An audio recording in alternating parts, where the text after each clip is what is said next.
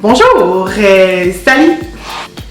Mon deuxième vidéo en français. Je voulais en faire plus. Par contre, je sais pas pourquoi, c'est tellement une habitude de parler en anglais parce que je sais que ça peut rejoindre plus de monde dans le sens que j'ai aucune idée dans aucun sens. Si j'avais envie de parler de la confiance en soi, de l'amour propre, je lance une petite statistique comme ça qui environ 50%, je pense que 50% c'est un nombre assez sécure, des gens ne s'aiment pas totalement. La question est, est-ce que c'est possible de s'aimer à 100%?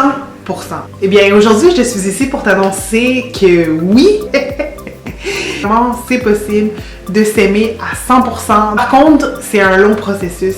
Ça engendre beaucoup de défis, ça engendre beaucoup de choses qu'on doit faire chaque jour pour être capable de s'accepter et d'être bien avec qui on est. C'est pas quelque chose, je vois que c'est pas quelque chose qui est nécessairement fait par beaucoup de gens. Je vais parler un peu de mon expérience, comment je suis arrivée à m'accepter à 100% et d'accepter mes faiblesses. Donc non, en effet, je n'ai pas grandi en étant une personne super confiante. En fait, j'ai grandi en étant très mal à l'aise avec mon corps. C'était pas qui j'étais, je voulais toujours ressembler à d'autres personnes. Donc en étant adolescente, je me suis mise à faire beaucoup de régimes. Je m'entraînais beaucoup, mais je m'entraînais pas pour les bonnes raisons. Et ça, en fait, c'est probablement une des raisons pourquoi les gens ne s'aiment pas à 100%. C'est toujours dans la comparaison. Comparer aux autres, en train de remarquer qu'est-ce que les autres ont de mieux. Nous, on n'a pas.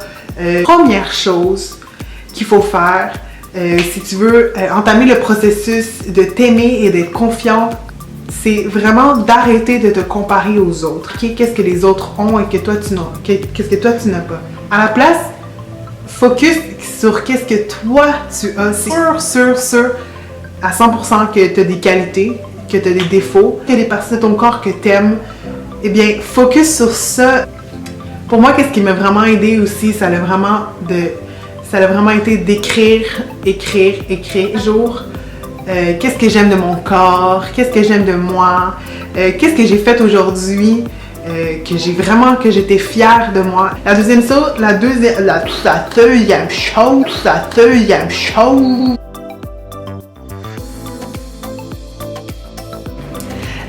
chose, ça serait de prendre soin de sa santé. C'est sûr que si on est toujours en train de manger ce que j'appelle de la nourriture à très basse vibration.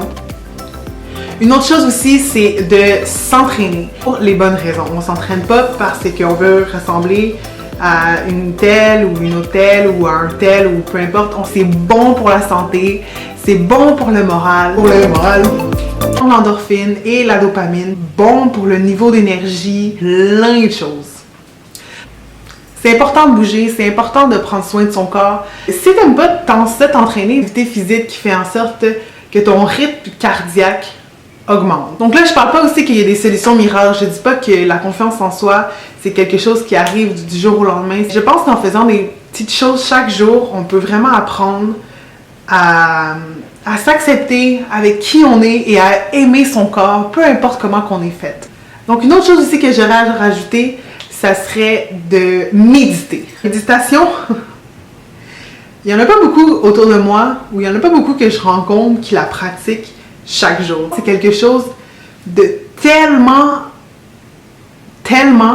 et je dis tellement important. Beaucoup d'études aussi qui prouvent que plus que les gens méditent, plus on devient proche avec nous-mêmes, plus on est à l'écoute de soi et plus on développe une meilleure relation avec soi-même et une meilleure estime de soi, une meilleure image de soi. Si la méditation pour toi c'est quelque chose qui est trop difficile, différentes techniques, chacun a sa technique, chaque personne est différente, chacun se développe différemment.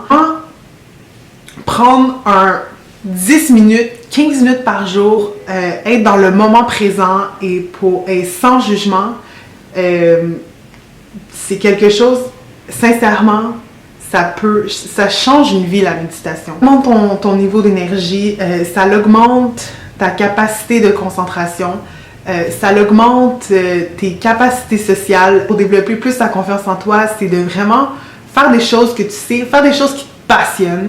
Entoure-toi des gens qui sont positifs. Entoure-toi des gens qui ont confiance en eux. Accepte-toi comme tu es. Chaque personne est différente. Toi, t'es unique dans ton sens. Il y a personne au monde est comme toi. Tu as quelque chose de vraiment unique que personne d'autre a. Le processus à laquelle j'ai dû faire face, développer ma confiance en moi est différente que celle que toi que tu vas entamer. Je pense que d'avoir confiance en soi, ça change une vie complètement. Ça change la façon comment tu interagis avec les autres. Ça change la façon comment tu interagis avec toi-même. Donc, je vais finir cette vidéo en te demandant qu'est-ce que toi tu fais chaque jour. Comme une personne qui, oui, t'as totalement confiance en toi, considère que t'as des choses à travailler. Dans ma chaîne YouTube, je fais souvent des vidéos, on faire souvent sur la confiance en soi. Tu sais, quand c'est quelque chose que tu sais que tu dois partager ton histoire parce que tu sais que ça pourrait aider une personne à sentir mieux dans son corps. Et puis, prends soin de toi. Aime-toi. T'es unique, t'es belle, t'es beau. L'amour. Donne-toi de l'amour. Dis-toi que la petite humaine là, que t'habites en ce moment, l'humaine là, qui se promène en ce moment, l'humaine qui regarde cette vidéo-là, elle est unique en son genre. Elle est unique et il n'y a personne d'autre comme toi. Donc, à la prochaine!